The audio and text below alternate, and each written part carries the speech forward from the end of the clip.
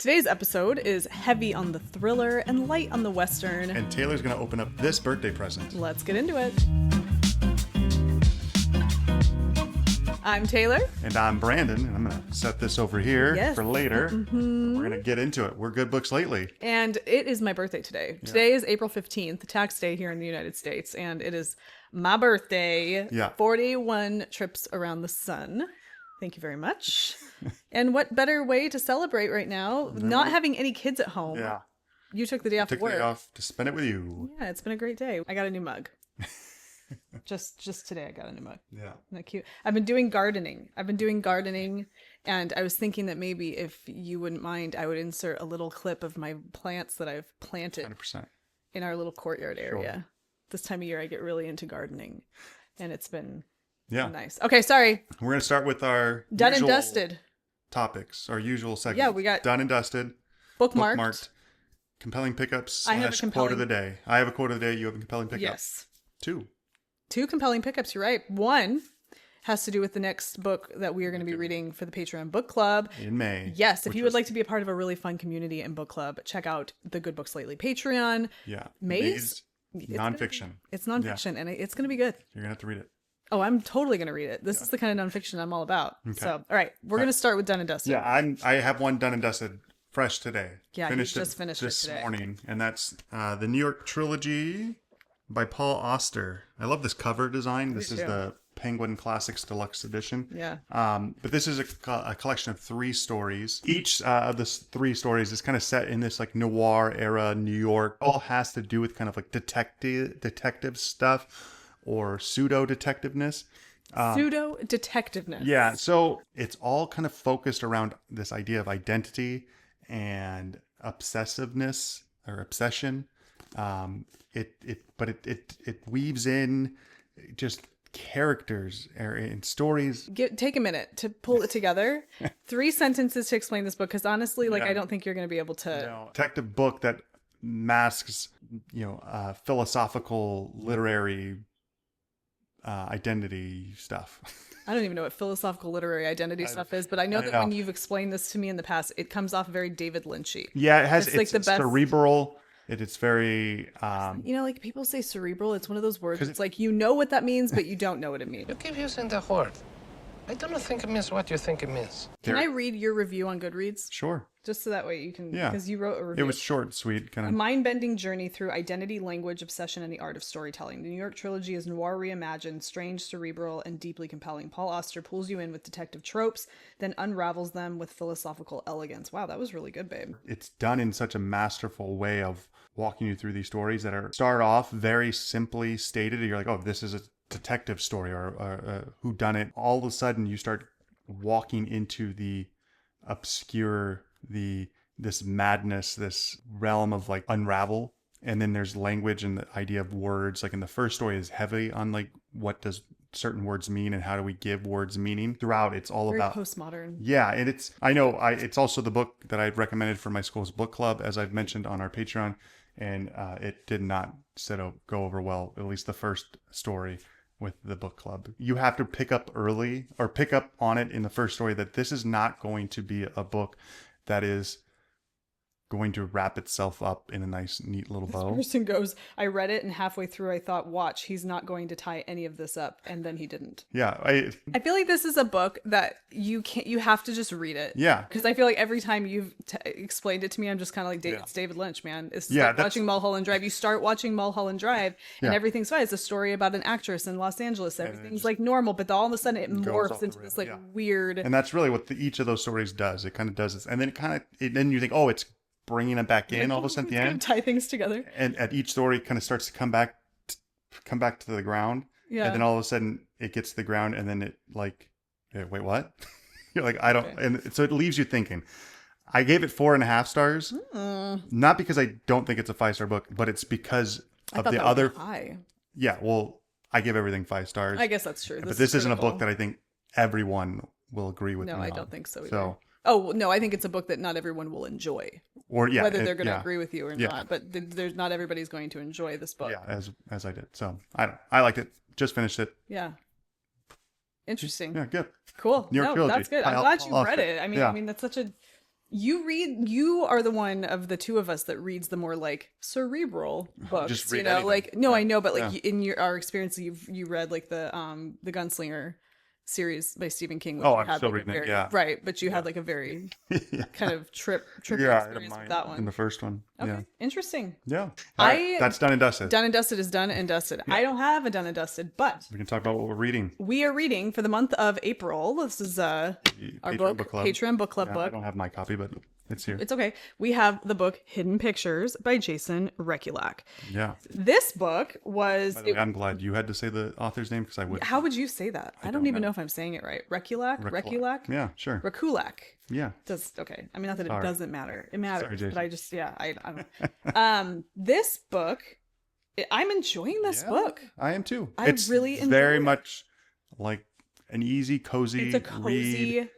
spooky Yeah. thriller. Are there points? Are there like different, like with the main character? Are there things I'm like, really?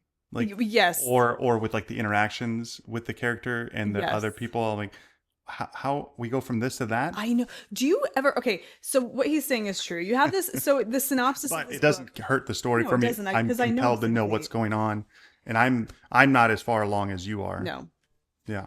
my phone just did it. Is that your phone doing a thing? Yeah.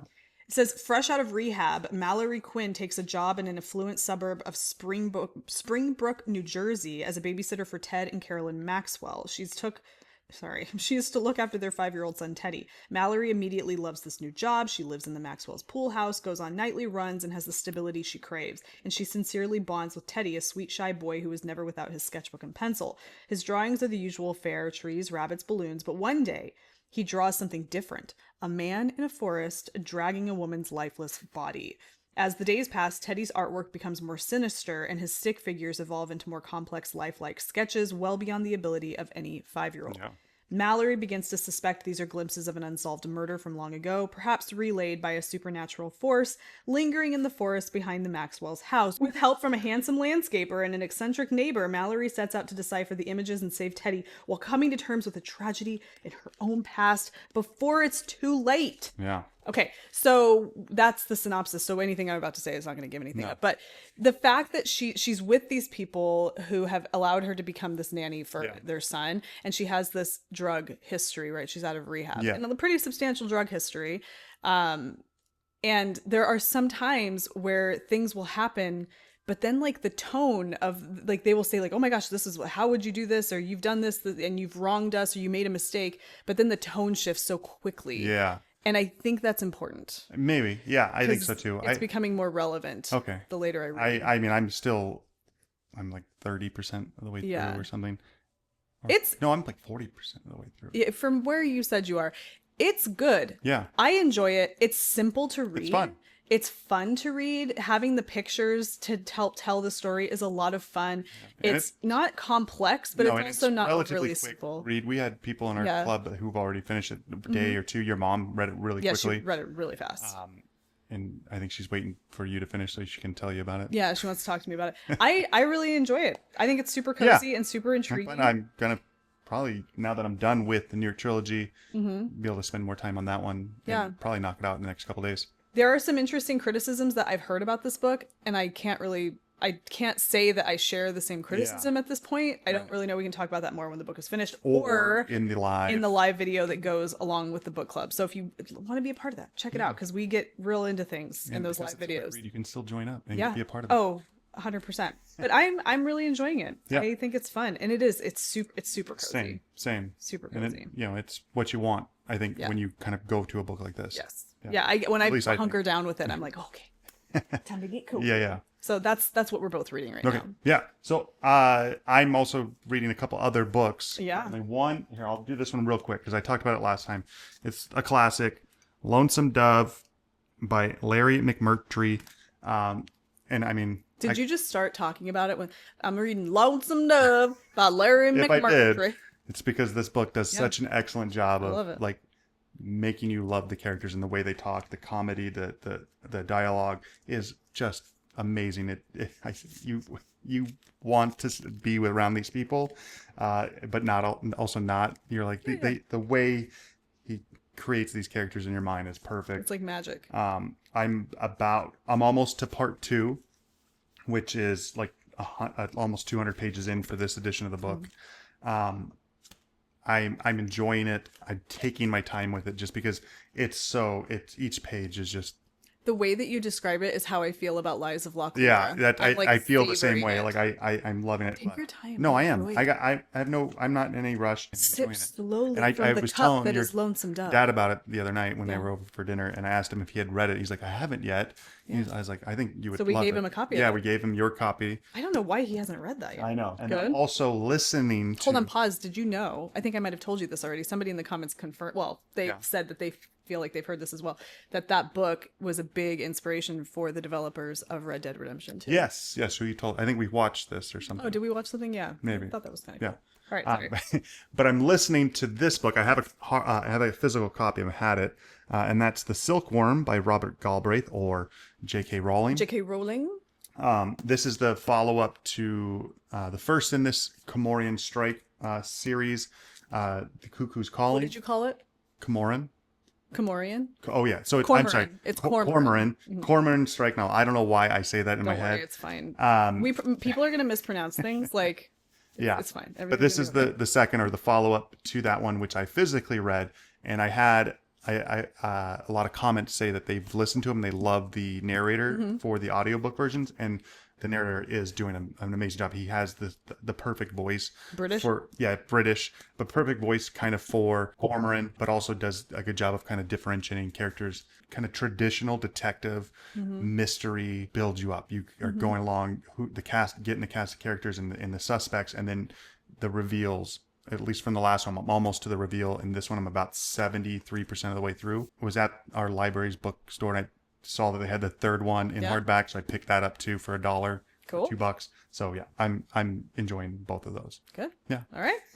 Well, that takes us to compelling pickups for you and quote of the day for you. Yeah. You want me to start? Sure. Go ahead. We were just at Barnes and Noble this morning, and little birthday trip. Actually, no. It was we had to wait for Old Navy to open. I had to return something to Old Navy. So, what do you do? Might as well. They're a couple doors down. I mean, yeah, come on. Okay, so the next book for the book club for our Patreon for May is nonfiction. That's the theme, the genre. And it is I'll Be Gone in the Dark by Michelle McNamara. And what's the full title? This is I'll Be Gone in the Dark, One Woman's Obsessive Search for the Golden State Killer. Now, this one we picked randomly for all of our suggestions. Yeah, we let all our patrons give suggestions, and we had over 50. And then we randomly picked up 15, and then we had them vote, narrow it down to 3. I feel like in the top 3. This really was, I guess, of all of them that were there. I was like, this sound appeals to me the most as not a typical nonfiction reader. Yeah. So this is written by a woman who happens to also be the wife of Patton Oswalt. Okay, but it says she earned an MFA in fiction writing from the University of Minnesota, had sold television pilots to ABC and Fox, and had sold a screenplay to Paramount. She also worked as a consultant for Dateline NBC, lived in LA, was married to Patton Oswalt. She wrote this.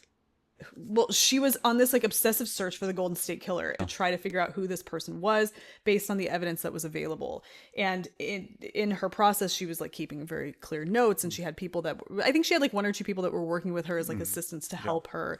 In 2016, she died in her sleep, some kind of a heart condition. Right? Yeah, some unexpected thing. And she hadn't finished her search. And so the investigation gets taken over by the person who was working closely with her.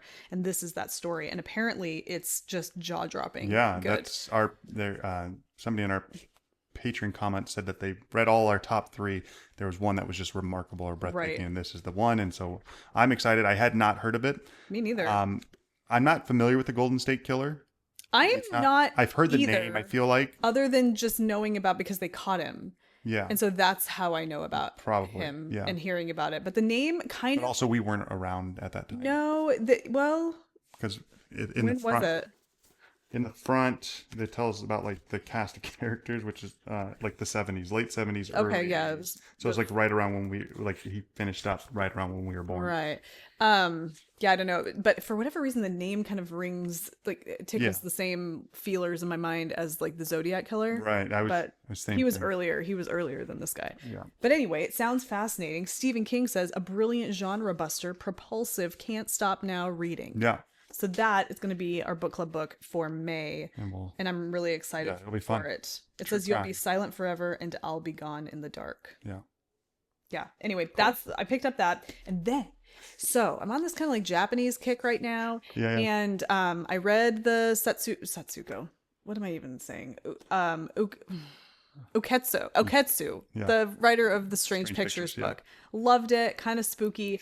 And it made me think, especially the pictures, about the movie that came out back in early 2000s called The Ring, which was based on Ringu, which was a Japanese horror movie that came out prior to that, which is where we get Samara, the character that comes out of the well. That whole thing. Yeah, super creepy. That movie wrecked me at that time because it was a huge horrifying horror film at the time. It was so scary. So scary. So anyway, I was walking around Barnes & Noble and I saw this. It's It's the English translation of Ringu, and it is by Robert B. Romer and Glenn Whaley. Well, yeah, so that's because of the video that I know. Yeah. But you know what's cool is this. The sprayed edges look like a TV screen. That's like, White. So I got this because it is the story that spawned the movie and everything. I was like, why not? I love the movie. It's been forever since I've watched it. I kind of want to read something spooky again. And this is just the English translation of the original. The original author is Koji Suzuki. Right. Okay. It's spooky. Yeah. And why the hell not? Right. For sure. Yeah. Okay. Quote of the day? Yeah. From the New York Trilogy by Paul Auster. And in this is early on in the book. And it's from the first story, City of Glass. And it's this author talking about why he reads mystery books. And I think it's very like poignant for like what we... Sure. He goes, what he liked about these books was their sense of plenitude and economy. In the good mystery, there is nothing wasted, no sentence, no word that is not significant. And even if it is not significant, it has the potential to be so, which amounts to the same thing. The world of the book comes to life, seething with possibilities, with secrets and contradictions. Since everything seen or said, even the slightest, most trivial thing, can bear a connection to the outcome of the story, nothing must be overlooked. Everything becomes essence. The center of the book shifts with each event that propels it forward. The center, then, is everywhere, and no circumference can be drawn until the book has come to its end. And I think with like a lot of these mysteries, like, you know, you always wait, you think you got it wrapped up, you think you know what's going on, and then all of a sudden there's something that you read back before that, oh yeah, right, and like, you know, mystery kind of does that for you. And so I think when I read that, I was like, hey, that's kind of why people like mystery. That it hits a nail on the head, and I thought it was a cool quote. All right, so that's it. Now we come to the end. Yes. Where you're gonna open. I get to open a present. A present, live or not live, but for first time in front of people. All right. Here, I'll pick. And it's okay for me to do this? Yeah, 100%. Okay. That is in the other bag. And I'll explain both of these why. Wild Dark Shore by Charlotte McConaughey. Right. Okay. All right. I'll look at that in a second. Okay. Da, da, da. You pull. Yeah. Da, da, da, da, da, da. We Solve Murders. Cool. Yeah, by Richard Osman. Yeah, the Thursday Murder Club guy and a comedian that we like. Yeah. All right. I like it. Ooh, some new pens. I always like some. I gotta turn it like this to cover both of our faces. Wow, I like some good pens. Yeah.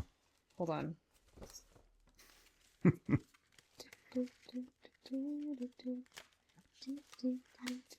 Wow, there's a box in a box. Is there a carrot in the box?